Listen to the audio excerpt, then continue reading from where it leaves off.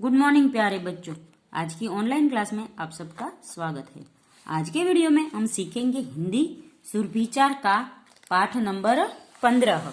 पाठ का नाम है वीर अभिमन्यु और ये एक नाट्यांश है। नाट्यांश यानी नाटक का छोटा रूप।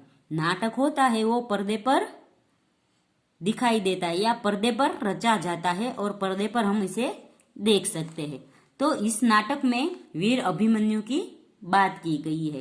हम सबको पता है कि वीर अभिमन्यु है वो वीर अर्जुन के पुत्र थे और वह महाभारत के एक पात्र थे। महाभारत में जब चक्रव्यूह रचा गया तो अर्जुन और कृष्ण है वो चक्रव्यूह तोड़ना जानते थे, पर वो अभी युद्ध भूमि पर मौजूद नहीं थे।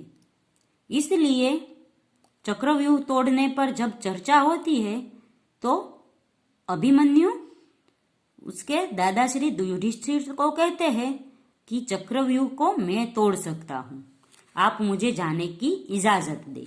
तो युधिष्ठिर कहता है कि तुम तो अभी छोटे हो, तुम कैसे चक्रव्यूह तोड़ सकते हो, हम सब नहीं तोड़ सकते।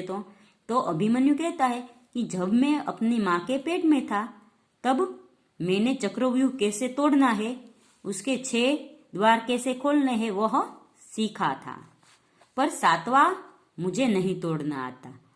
इसलिए भीम उसका साथ देते हैं और कहते हैं कि मैं तुम्हारा साथ दूंगा और हम है वो चक्रव्यूह तोड़ेंगे। पर ऐसा नहीं हो पाता और नाटक के अंत में अभिमन्यु की मृत्यु हो जाती है। तो नाटक पूरा देखेंगे तो पता चलेगा कि उसकी मृत्यु कैसे हुई। हम सभी अर्जुन के पुत्र अभिमन्यु के नाम से परिचित है। अभिमन्यु अपने पिता की ही भांति वीर और साहसी था। महाभारत के युद्ध में जब कौरवों द्वारा चक्रव्यूह रचा गया तब 16 वर्ष के वीर बालक अभिमन्यु ने अकेले ही व्यूह में घुसकर कौरवों के दांत खट्टे कर दिए। कौरवों के दांत खट्टे कर दिए यानी कौरवों को उस एक से लड़ने में बहुत कठिनाइयां हुई। यहाँ पर स्थान है पांडवों का शिविर, यानी पांडव जहां रुके थे युद्ध के दरमियान वह। धर्मराज युधिष्ठिर कुछ सोच रहे हैं, उनके पास ही भीम खड़े हैं। इसी बीच नकुल आते हैं।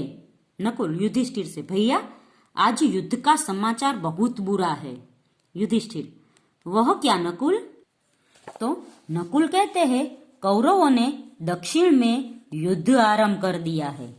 श्री कृष्ण और अर्जुन उधर चले गए हैं।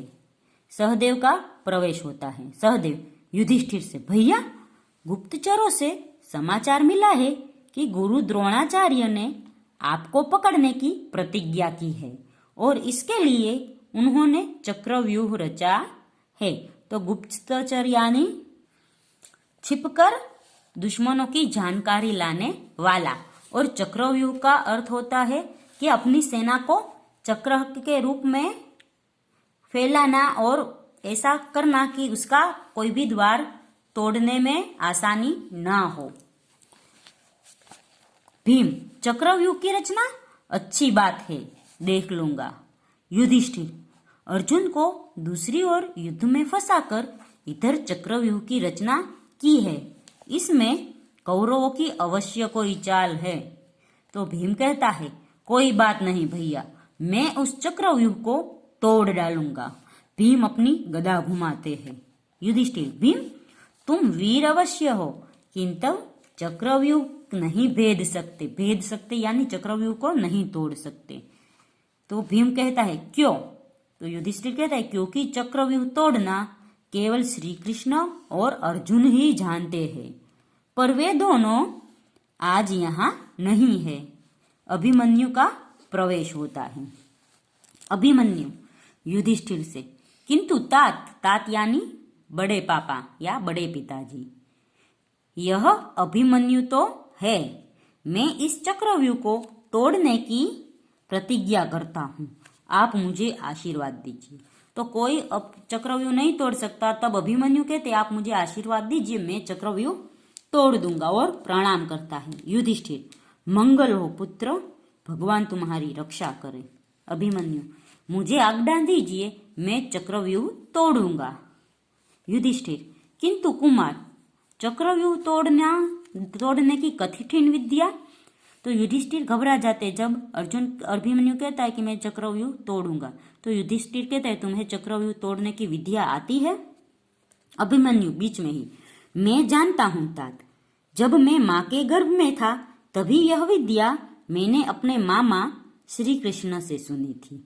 चक्रव्यूह में कैसे घुसना होगा और 6 द्वारों को कैसे तोड़ने होंगे यह मैं भली भांति जानता हूं। किंतु भीम अभिमन्यु को टोकते हुए, यह तो तुम जानते हो, किंतु उससे बाहर कैसे आना होगा क्या यह भी जानते हो?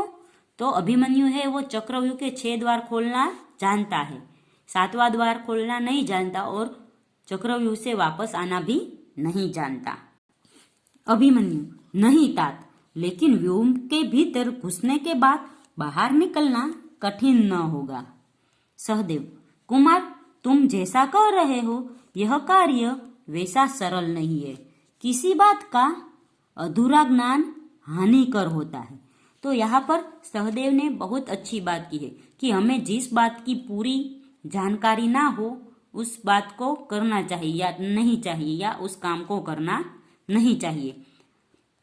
सहदेव है वो त्रिकाल ज्ञानी था, उसको है वो भूत भविष्य वर्तमान सब पता था, पर उसके साथ उस पर एक शाप भी जुड़ा था कि जब कोई उससे पूछे नहीं कि भविष्य में क्या होगा, तब सहदेव है उसे कुछ बता नहीं सकता।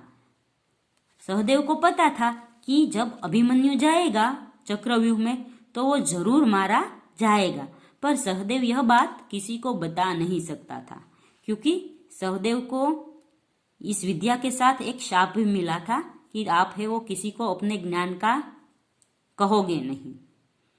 तो बच्चों, अभी हम देखेंगे कि अभिमन्यु चक्रव्यूह में जाते हैं और क्या करते हैं।